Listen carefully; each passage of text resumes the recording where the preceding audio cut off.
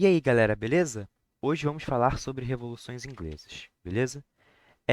A primeira coisa que a gente tem que saber quando a gente está estudando essa matéria, né, é entender como foi esse processo e lembrar também que foi basicamente o primeiro movimento, né, o primeiro movimento a acabar com o absolutismo na Europa, que era um sistema que estava aí há muito tempo, beleza? Para quem não sabe, absolutismo era um regime no qual o poder ficava centralizado nas mãos do rei. Então o rei que fazia tudo, o rei que comandava tudo. Se o rei quisesse aprovar uma lei, ele só aprovava, não tinha ninguém para meio que impedir ele de aprovar essa lei. Então basicamente ele fazia tudo tipo de forma autoritária. É isso, entendeu? Enfim, esse sistema aos longos foi se desgastando na Europa, porque incomodava muita gente, né? Porque, por exemplo, o rei fazia imposto, mas desagradava, por exemplo, a burguesia, que eu já vou explicar mais, né, sobre esse grupo. A população em geral, né, os artesãos, os camponeses, enfim. Esses grupos sociais que basicamente tinham que pagar impostos, entende? Basicamente foi isso.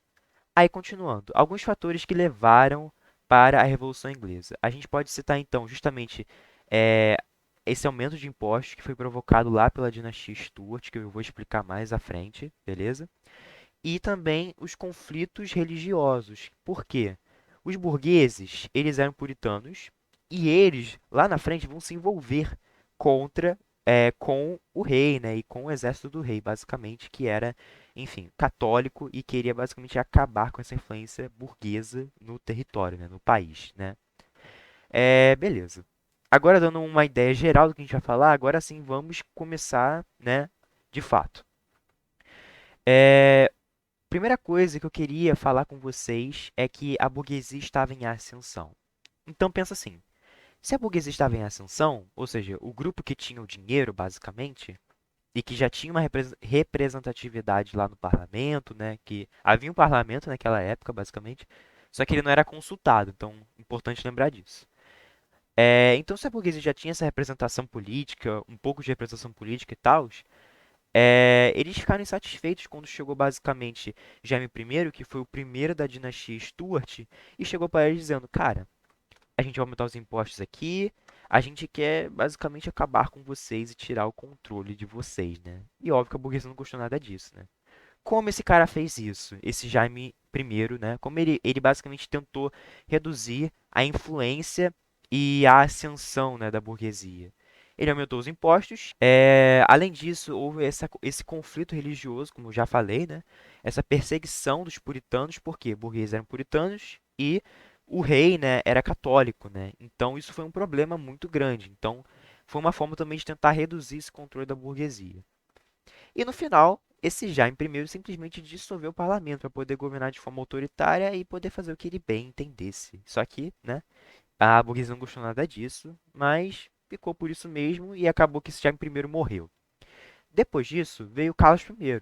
Carlos I fez basicamente a mesma coisa que o outro, então teve conflitos religiosos, perseguição dos puritanos, né, aumento de impostos, enfim, basicamente a mesma coisa. Então, um regime autoritário, de forma bem geral.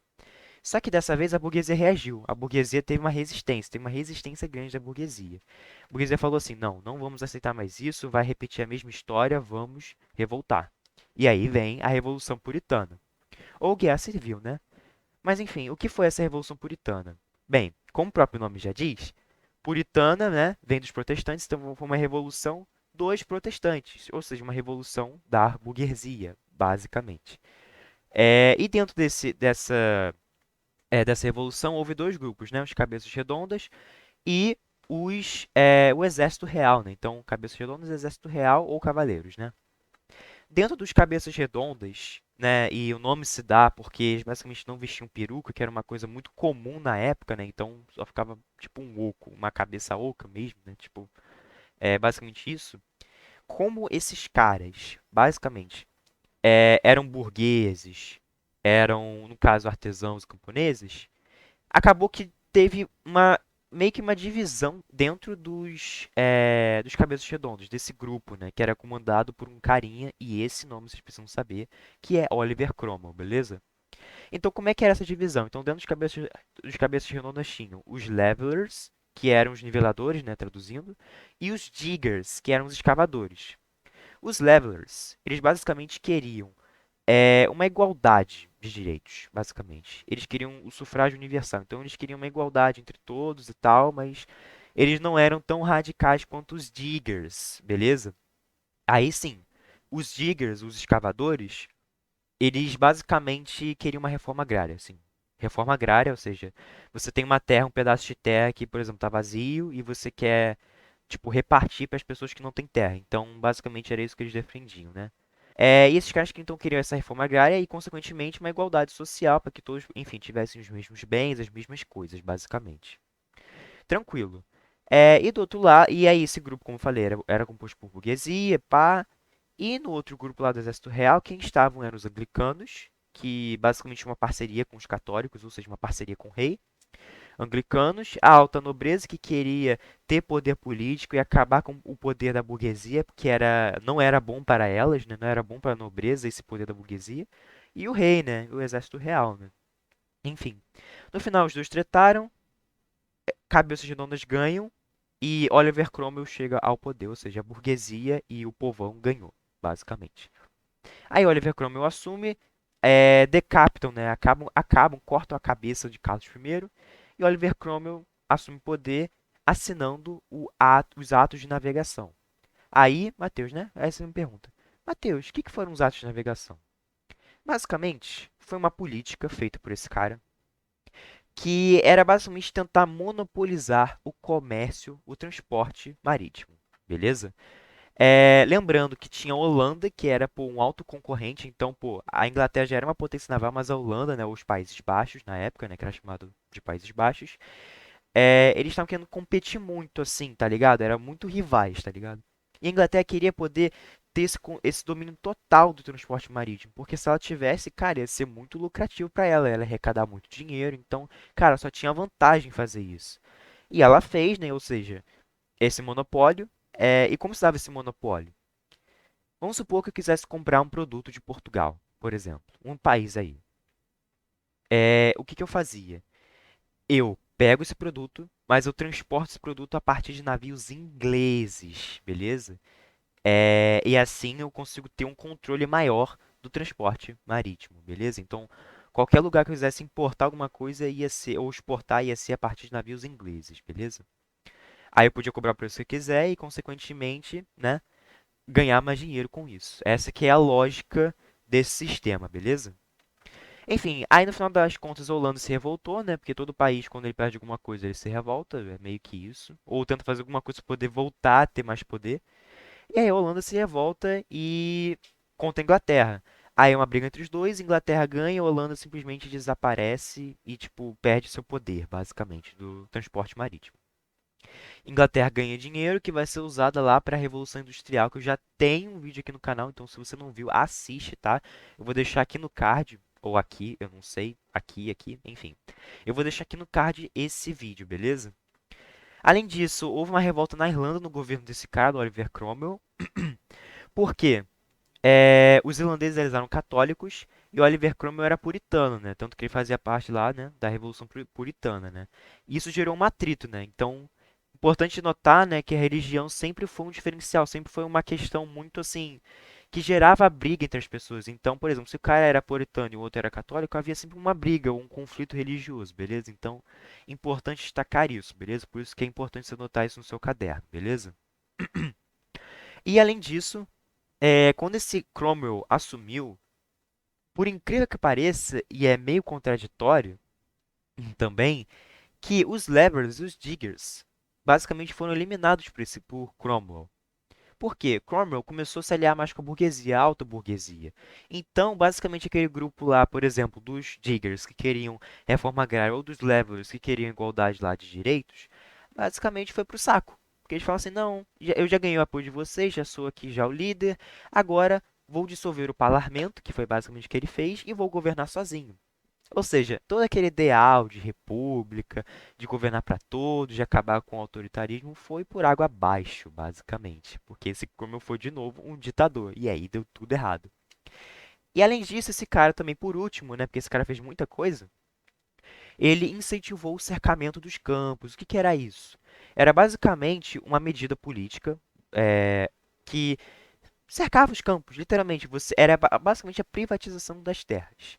Então imagina o seguinte, havia uma família de camponeses lá que tinham lá sua terra e tal, agricultura para subsistência, ou seja, eles plantavam para poder se sustentar, tá ligado? Não plantavam para poder exportar e, enfim, exportar em grande quantidade, ter dinheiro e tal. Aí chegou, esses caras, basicamente a terra deles foi privatizada e foram compradas, no geral, pelo povo que tinha dinheiro, que era a burguesia, que era basicamente a quem tinha dinheiro. Conclusão, um monte de camponeses foram embora, saíram das terras, porque um monte de burguês comprou as terras, né, basicamente. E isso gerou um grande êxodo rural, porque aumentou a concentração fundiária, né, também é importante destacar. E, galera, isso levou a um êxodo rural, porque pensa bem, se o camponês que viveu a vida toda na terra dele, e que ganhava, né, seu sustento com a terra e tal, agora tinha que procurar um outro lugar para poder trabalhar, né? E onde eles procuraram esse outro lugar? Nas cidades. Por isso, a Revolução Industrial. Que é por isso é por isso que é interessante você ver o vídeo da Revolução Industrial, para você ver como é que essas medidas políticas e econômicas foram transformando ao tempo essa sociedade, beleza? Então, é interessante ver como está tudo encaixado, né? Enfim, o Cromwell foi isso. Aí depois acabaram lá com o governo do Cromwell, então o Cromwell basicamente morreu, né? E porque, enfim, ninguém acabou com esse Cromwell, ninguém depôs o Cromwell, né? Aí depois o filho dele assumiu, só que no final das contas o povo, depois esse cara, né, esse Richard, né, que era o filho do Cromwell, enfim, esse Richard não foi tão importante, beleza? Quem foi importante mesmo, assim, mais importante, foi o Carlos II, beleza? Porque depois que o Cromwell morre, o parlamento faz uma manobra arriscada, ou seja, uma jogada arriscada. Tá, gente, vamos ver, vamos tentar aqui de novo. Voltar com aquela dinastia lá, Stuart, que é aquela linhagem. E vamos colocar o filho do Carlos I, que era o Carlos II, beleza? Então, né, Carlos II assume o poder. Só que, cara, ele faz a mesma coisa do que o Jaime I e o Carlos I. Ou seja, a história se repete. Sim, é bem chato isso. Parece até o Brasil com os nossos governantes, basicamente, né? Mas enfim. Enfim, então esse Carlos II basicamente aumentou os impostos, teve lá a perseguição contra os puritanos para poder diminuir o controle da burguesia, aí ele dissolve o parlamento, aí esse cara morre. Aí depois veio Jaime II, que foi na dinastia Stuart o último, né? Então aconteceu alguma coisa para se tornar o último, né? Então já dando um mini spoilerzinho aí. O que aconteceu? Esse Jaime II também aumentou os impostos, fez um monte de coisa para poder prejudicar a burguesia. Só que ele não esperava que haveria Revolução Gloriosa, né? E o que foi essa Revolução Gloriosa, né? Que foi no mandato desse cara. Foi basicamente uma medida que o parlamento, cansado, né, de pô, essa história de novo, de impostos e tal, e lembra, parlamento era basicamente a burguesia, né? Então, a burguesia queria ter direitos e queria poder se ascender, e os reis não deixavam isso, né? Então o que eles fizeram? Galera, vamos fazer uma nova revolução. Uma nova revolução. Chamada de Revolução Gloriosa. E gloriosa vem justamente pelo fato de que não teve sangue. Foi uma revolta sem sangue, beleza? Então por isso o nome Gloriosa. Enfim, aí houve essa Revolução Gloriosa que pretendia depor Jaime II e colocar no seu lugar um carinha chamado Guilherme de Orange, ou de Orange, né? Guilherme de Orange, beleza? Então, esse Guilherme de Orange, ele assumiu, então eles conseguiram depor. Aí esse cara, o Jaime II, foi embora e foi lá para a França, eu acho. E esse Guilherme de Orange assumiu o poder. Só que ele assumiu o poder com algumas condições. O parlamento chegou para ele e falou assim: ó, você pode ser rei, mas você vai ter que assinar a Declaração dos Direitos, ou o Bill of Rights, que basicamente reduzia o poder do imperador e aumentava o poder do parlamento. Ou seja, o parlamento agora era quem tomava as decisões, era quem executava as leis, e o rei era basicamente uma figura, uma representação política, né? E assim surgiu a monarquia parlamentar. Então foi aí, nessa revolução, que surgiu o parlamentarismo que é usado até hoje lá no Reino Unido, beleza? Então foi nesse momento que de fato eles acabaram com o absolutismo e por isso que foi considerado, né, as revoluções inglesas como sendo o primeiro movimento a acabar com o absolutismo, ou seja, passou de uma monarquia absoluta para uma monarquia parlamentar, ou seja, o rei existe, o rei reina, mas não governa. Quem governa são os burgueses, são o parlamento, beleza? E isso vai levar, né, como consequência, a dois movimentos, né? A Revolução Industrial, como já vim falando aqui no vídeo, e o Iluminismo, que foi uma teoria burguesa, por isso que, né, essa foi uma das consequências. Enfim, eu espero que vocês tenham gostado, espero que o vídeo não tenha ficado longo e que vocês tenham entendido tudo, beleza? Valeu, se inscreva no meu canal e compartilha aí com a galera, já é? Valeu, fui e tchau!